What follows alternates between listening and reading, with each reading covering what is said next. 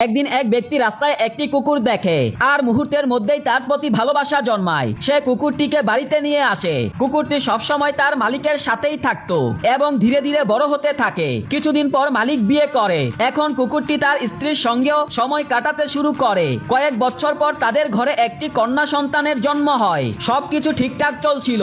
ছোট্ট এই পরিবার খুব খুশি ছিল।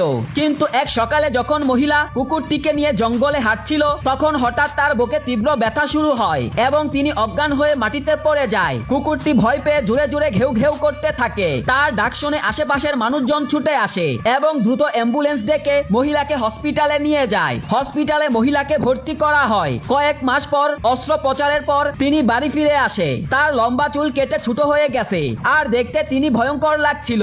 কুকুরটি তাকে কখনো একা ছেড়ে যেতে চায় না। এমনকি অসুস্থ বা ক্ষুধার্ত হলেও সে মহিলার পাশেই থাকে এবং তাকে পাহারা দেয়। ডাক্তাররা অনেক চেষ্টা করলেও মহিলার শরীরে ক্যান্সার ছড়িয়ে পড়ে। এক রাতে কুকুরটি নীরবে বসে মহিলাকে দেখছিল। মহিলা হেসে বলে, আমি মরতে ভয় পাই না। আমার মৃত্যুর পর দয়া করে আমার মেয়ের যত্ন নিও। ধীরে ধীরে কুকুরটি তার কাছে চলে আসে। মহিলা তাকে হাত দিয়ে আদর করে। কুকুরটির মনে হয় এটাই তার শেষবার মহিলাকে দেখা। পরের সকালে মহিলার মৃত্যু হয়। স্বামী আর কুকুর দুজনেরই মন ভেঙে যায়। সেই দিন থেকে কুকুরটি সর্বদা মহিলার মেয়ের সাথেই থাকে, কারণ তাকে তার দেওয়া প্রতিশ্রুতি রাখতে হবে। কুকুরটি প্রতিদিন মেয়েটির যত্ন নেয়। তো আপনি কি কখনো এতটা বিশ্বাস্ত কুকুর দেখেছেন?